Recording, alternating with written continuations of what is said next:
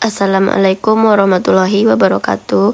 Perkenalkan, kami dari kelompok 7 dengan materi yaitu patologi sosial dan kriminologi. Dengan beranggotakan kelompok yang pertama yaitu Deni Jolensa, Gustian Azia, dan Cindy Fadila Putri.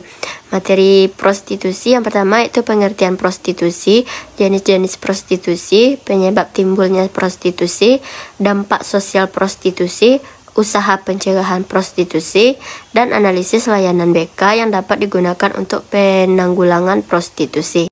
Baiklah, materi yang pertama yaitu pengertian prostitusi. Kata prostitusi berasal dari bahasa Latin prostitution, kemudian diterjemahkan ke dalam bahasa Inggris menjadi prostitution, yang memiliki arti pelacuran, persundelan, ketunasusilaan, dan kemudian menjadi prostitusi dalam bahasa Indonesia. Menurut para ahli, yang pertama yaitu menurut James A. Inchardi sebagaimana yang dikutip oleh Topo Santoso, prostitusi adalah penawaran untuk hubungan seksual untuk memperoleh uang.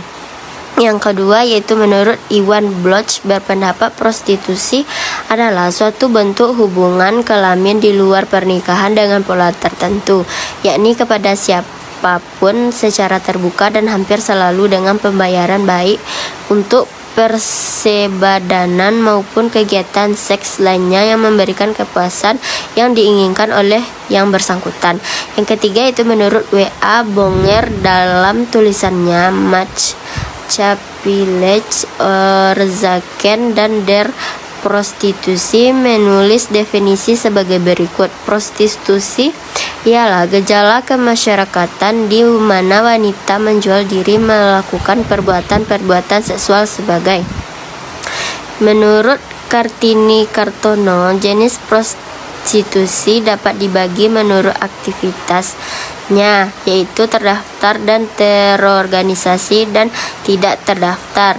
Yang pertama itu prostitusi yang terdaftar, pelakunya diawali oleh bagian vice control dari kepolisian yang dibantu dan bekerja sama dengan jabatan sosial dan jabatan kesehatan. Pada umumnya mereka dilokalisasi dalam satu daerah tertentu.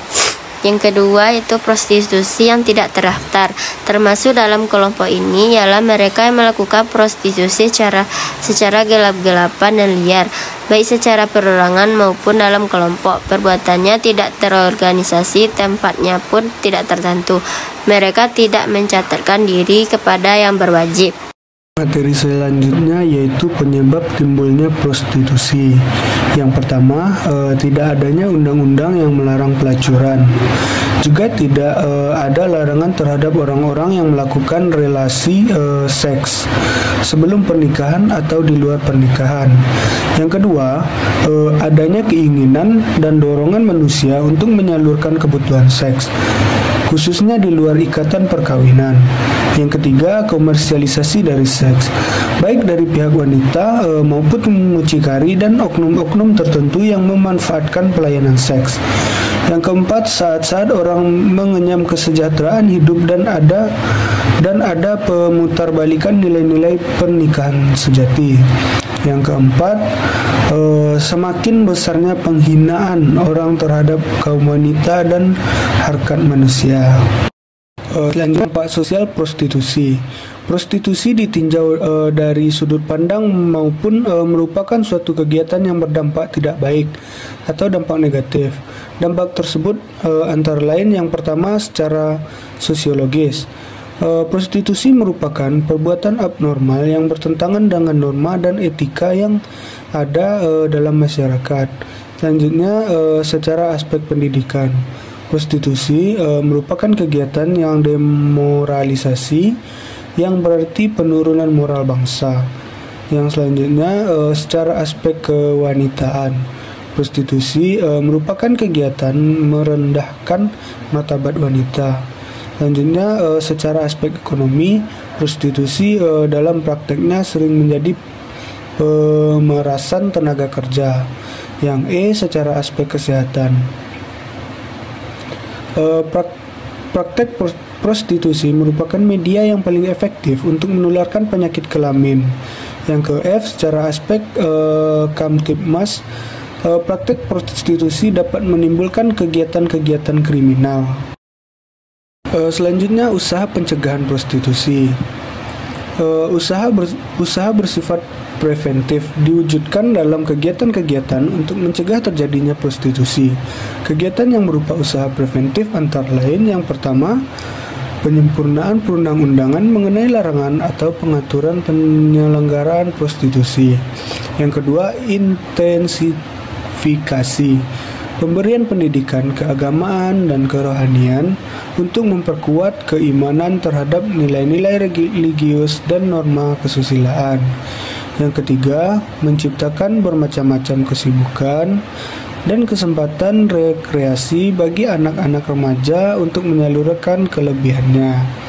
Yang keempat, memperluas lapangan kerja bagi kaum wanita, disesuaikan dengan kodrat dan bakatnya, serta mendapatkan upah atau gaji yang cukup untuk memenuhi kebutuhan hidup setiap harinya.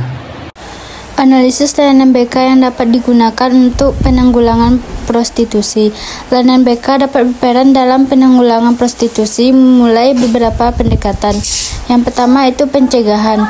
Meningkatkan kesadaran, layanan BK dapat memberikan edukasi dan sosialisasi mengenai bahaya prostitusi, termasuk risiko kesehatan, sosial, dan hukum. Ini dapat melakukan melalui program-program di sekolah, komunitas, dan organisasi masyarakat. Peningkatan dukungan keluarga. Layanan BK dapat memberikan konseling kepada keluarga yang memiliki anggota yang terlibat dalam prostitusi. Ini dapat membantu keluarga dalam memahami situasi dan memberikan dukungan yang tepat untuk membantu anggota keluarga tersebut keluar dari prostitusi. 2. Rehabilitasi. Konseling individual. Layanan BK dapat memberikan konseling individual kepada individu yang terlibat dalam prostitusi untuk membantu mereka mengatasi trauma, membangun harga diri, dan mengembangkan rencana masa depan. Konseling kelompok. Layanan BK dapat menyelenggarakan kelompok konseling untuk membantu individu yang terlibat dalam prostitusi dalam berbagai pengalaman, membangun dukungan sosial, dan mengembangkan strategi mengatasi masalah mereka. Pengembangan keterampilan kerja. Layanan BK dapat membantu individu yang terlibat dalam prostitusi untuk mengembangkan keterampilan kerja yang dapat membantu mereka mendapatkan pekerjaan dan membangun kehidupan yang lebih baik.